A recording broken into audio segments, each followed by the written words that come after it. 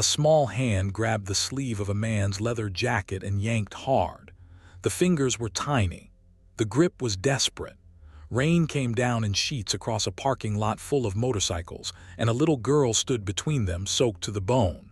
She pressed a pink backpack against her chest with both arms and would not let it go. Her lips moved. "Hide me, please, before the truck comes back." The man she'd grabbed was 6'4", gray beard, thick arms, a hard face. His name was Cole Rennick, and the men around him called him Deacon.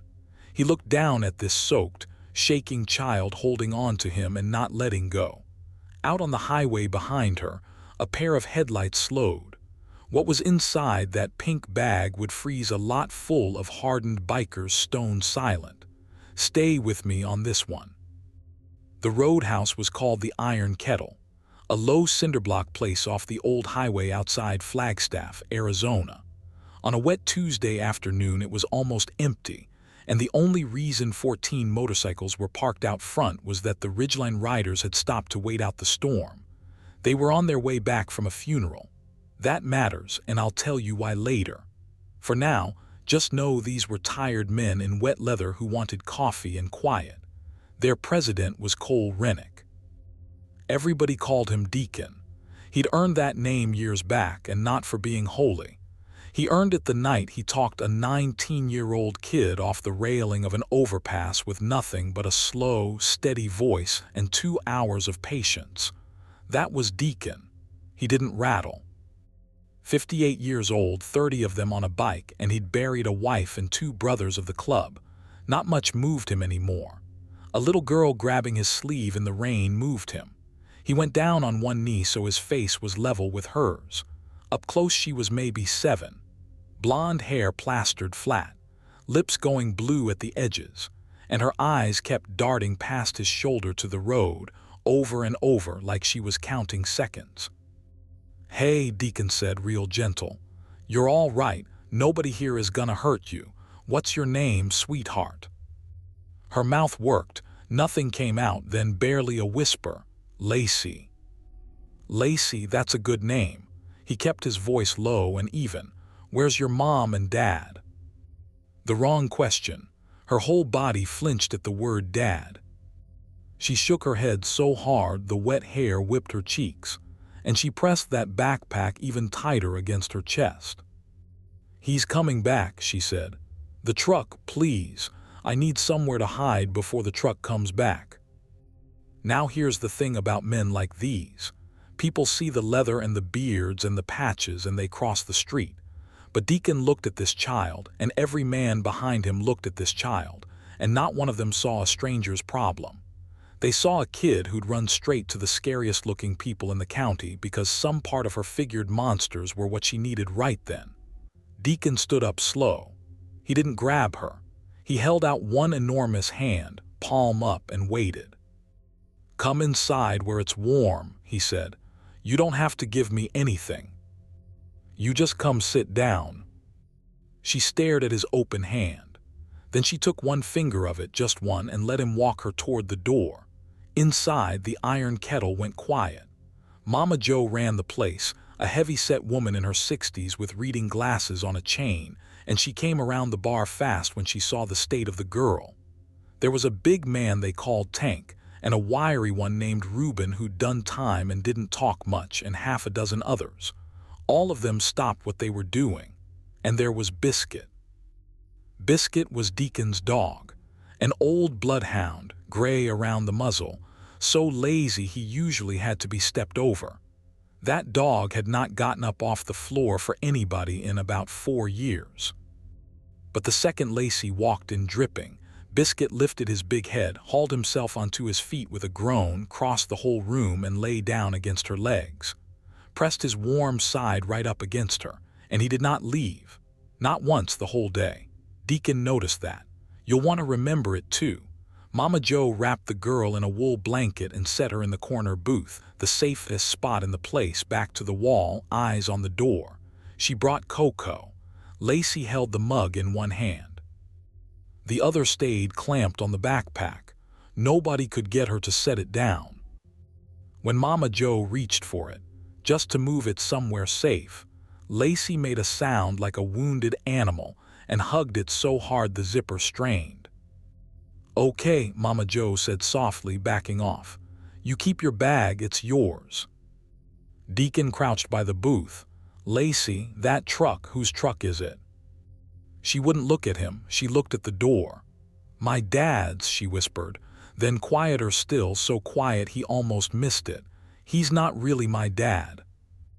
And that was the moment the whole thing tilted. Because a scared kid running from an angry father is a terrible story, but it's one men like Deacon have heard before, and they know what to do with it. This was something else. This was a little girl who wasn't sure who the man chasing her even was. Outside, tires hissed on wet asphalt. A truck, slowing. Pulling into the gravel lot, Lacey went white. She slid down in the booth until only her eyes showed over the table. "That's him," she breathed. "Please don't let him take me." Deacon stood to his full height and turned toward the door. Behind him, without a word, 6 men stood up too. Tank cracked his knuckles. Reuben moved to the side window and looked out at an angle, the way a man does when he's been in trouble before and lived through it. "How many?" Deacon asked, not turning around. "One guy," Reuben said. "Coming to the door, ball cap, something in his back pocket, can't tell what." Deacon looked down at Lacey.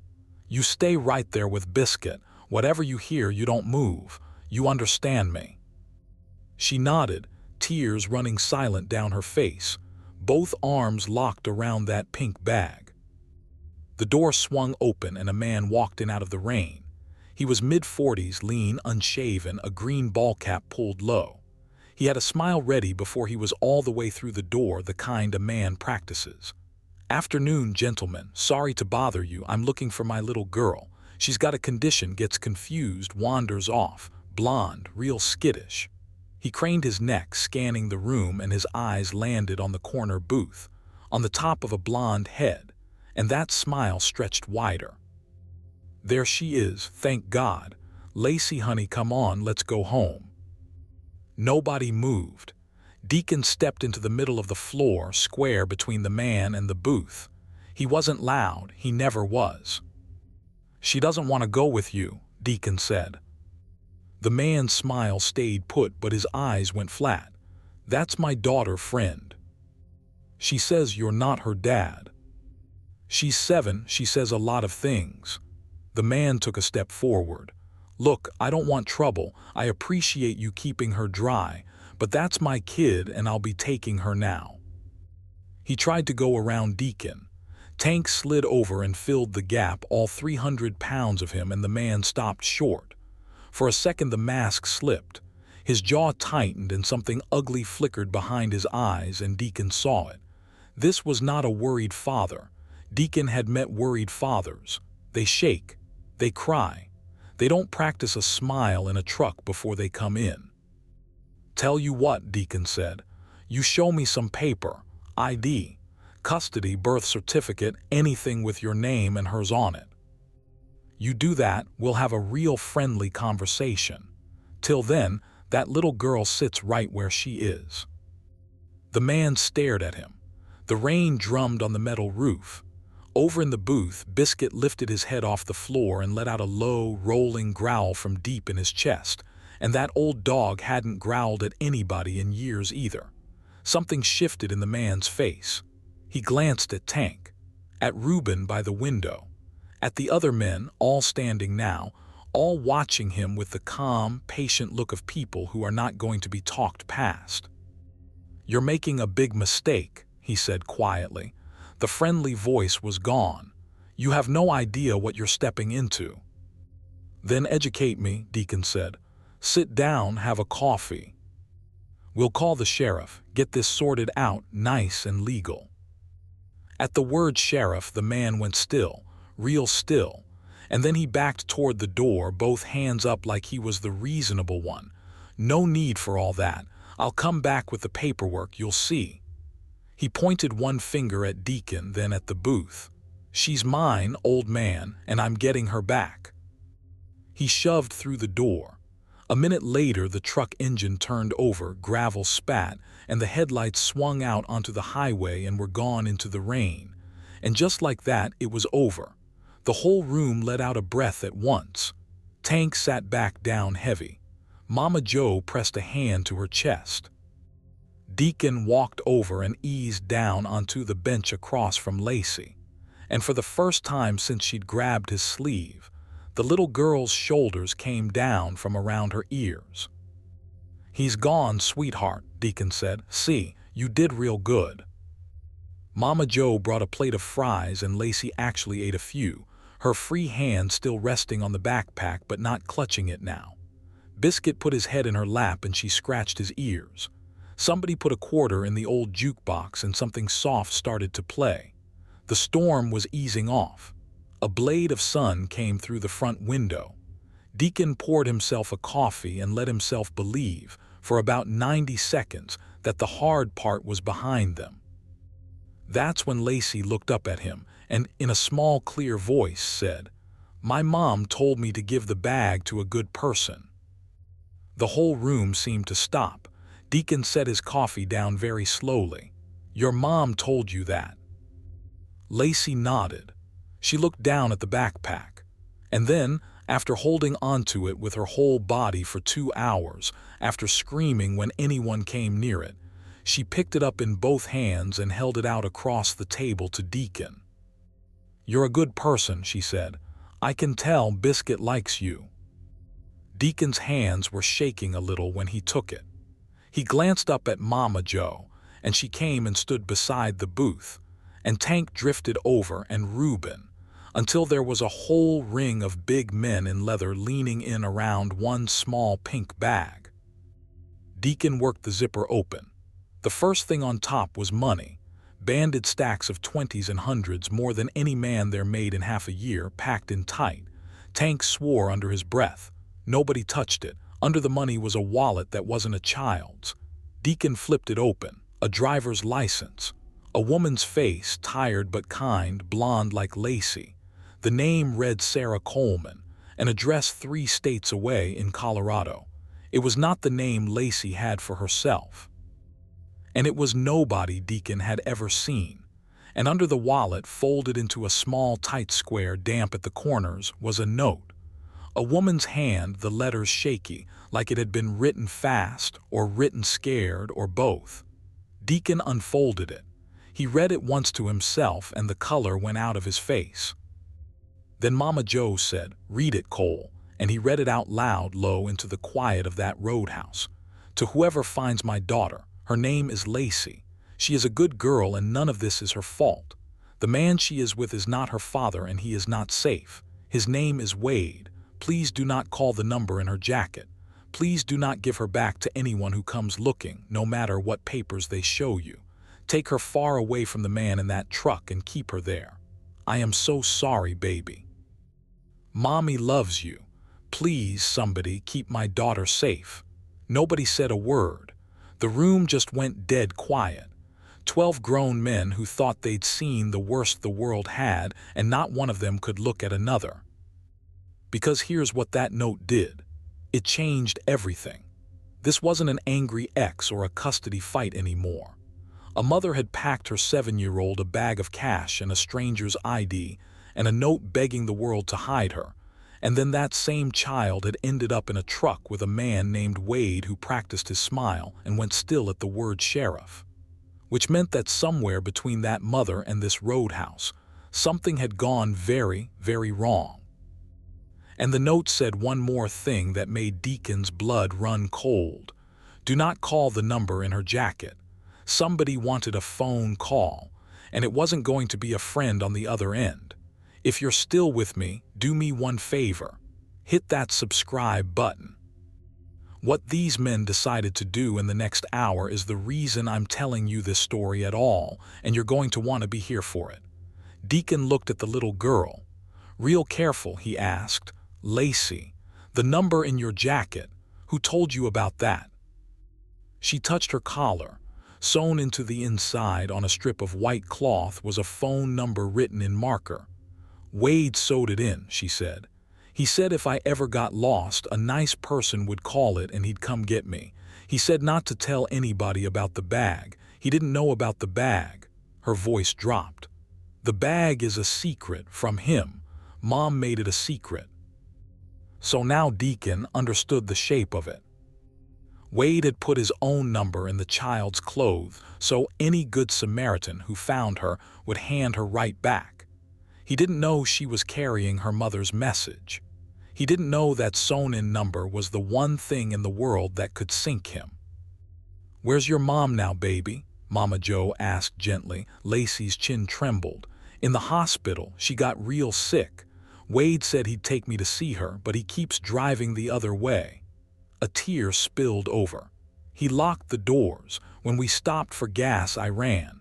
I saw all the motorcycles and I remembered Mom said find a good person." Reuben spoke up for the first time, quiet. "Deke, that guy's coming back. He didn't drive to get paperwork, he drove to get help. And that number," he nodded at the girl's collar, "whoever's on the end of that is who he's calling right now." Deacon walked to the bar where the Roadhouse phone hung on the wall, an old thing with a curly cord. He put one hand on it, and he had a choice to make, and about 4 seconds to make it, because everything hinged on who you trust when a note tells you not to trust the obvious people. He picked up the phone, and then he stopped because Reuben was shaking his head fast. "Not the local sheriff," Reuben said. "Think about it. Wade goes still at the word sheriff, then drives off calm as you like. He's not scared of the law, Deke. He's counting on it, that number in her collar. What if it rings at a desk with a badge on it?" The room went cold all over again, because Reuben was right and everybody felt it at once. A man who kidnaps a kid and sews a phone number into her clothes so she gets handed back, that only works if the person who answers has authority. A cop, a caseworker, somebody in a uniform who can walk into any roadhouse in the state and say, "Give me the girl," and be obeyed. That was the trap. Call the wrong number, and they'd be handing Lacey straight back to Wade with a smile and a signature. "So we don't call anybody local," Deacon said slowly. He turned the wallet over in his hand and looked at that tired, kind face. "Sarah Coleman, Colorado. We call her mother's people. We call Colorado." He dialed information. It took 20 minutes and 4 phone calls. Mama Joe working a second line. Tank on his cell out in the lot with 1 bar of signal. All of them chasing a woman named Sarah Coleman from a town none of them had ever been to. And what they found stopped the whole room cold. Sarah Coleman was real, and Sarah Coleman had a sister. A woman named Denise who answered on the second ring, and when Deacon said the words, "I've got a little blonde girl here," says her name is Lacey, carrying her mother's wallet. The woman on the other end started screaming and crying so loud Deacon had to hold the phone away from his ear, because Lacey had been missing for 11 days. Here's the story, and it's worse than anybody guessed. Sarah Coleman had gotten mixed up with Wade a year back. Charming at first the way they always are, moved in fast, isolated her from her family. Then Sarah got sick, really sick, kidney failure, in and out of the hospital, and while she was flat on her back in a bed, Wade emptied her accounts and took her daughter and vanished. Sarah, terrified, dying, had done the one thing she still could. On a hospital visit, alone with Lacey for 10 minutes, she'd packed that pink backpack, the cash she'd hidden from Wade.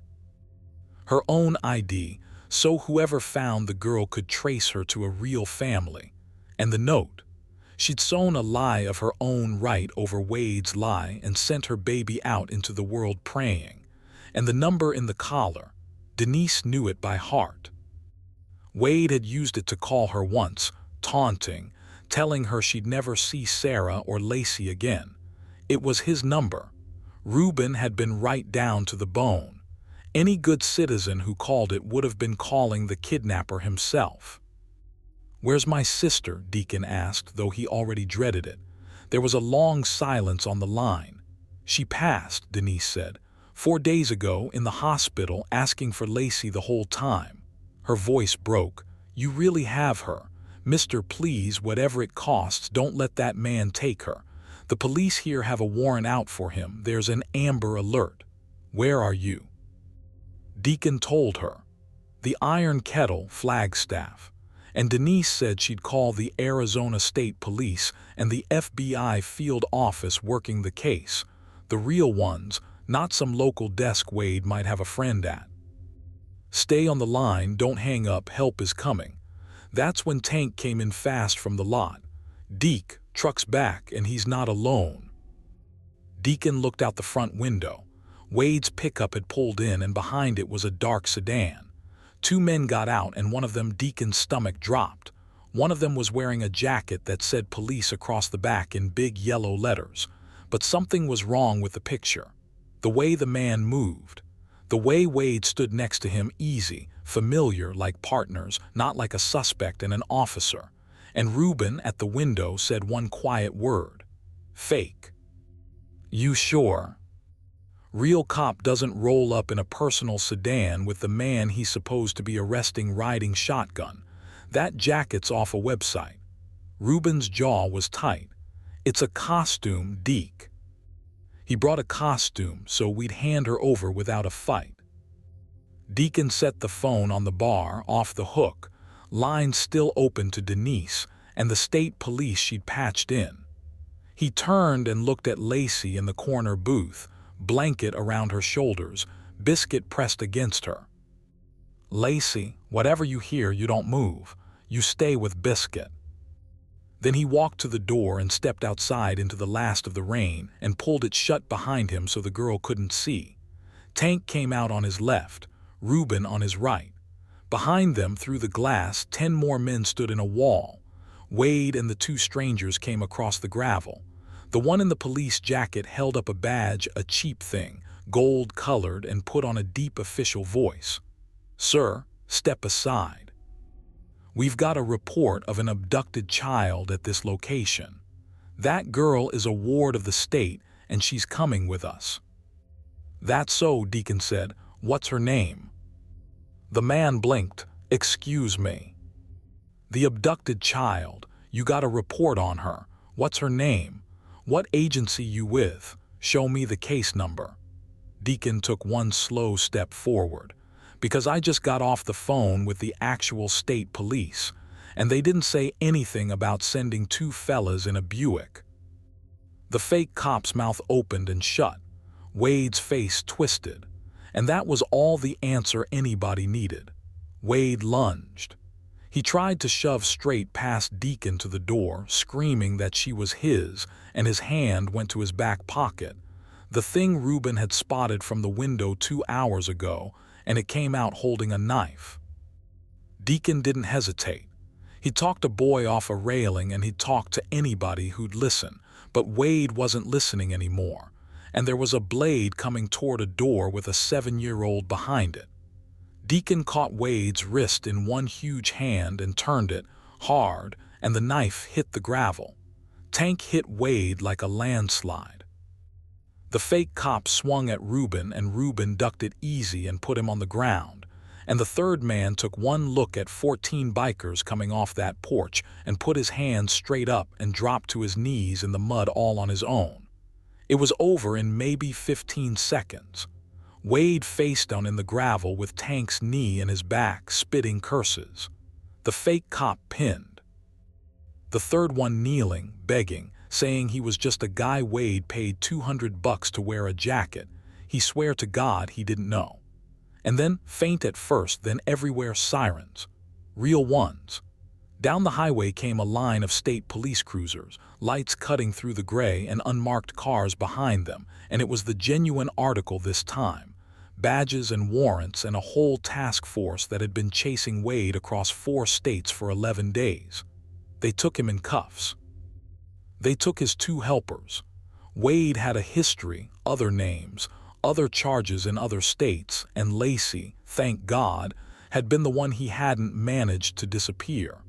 Because a dying mother packed a pink backpack, and a scared little girl ran to the scariest men in the county. And those men, every one of them, stood in the rain and did not step aside. The rain stopped for good about an hour later. They didn't take Lacey right away. A woman from Child Services was there, kind-faced and careful, and the state police had questions. But everybody could see the girl wasn't going to let go of Deacon or Biscuit, and nobody had the heart to make her. So they did the paperwork right there in the corner booth, and Mama Joe made another cocoa, and Lacey sat in the crook of Deacon's arm with her head against his chest and finally fell asleep. Her Aunt Denise drove through the night from Colorado. She got there just before dawn.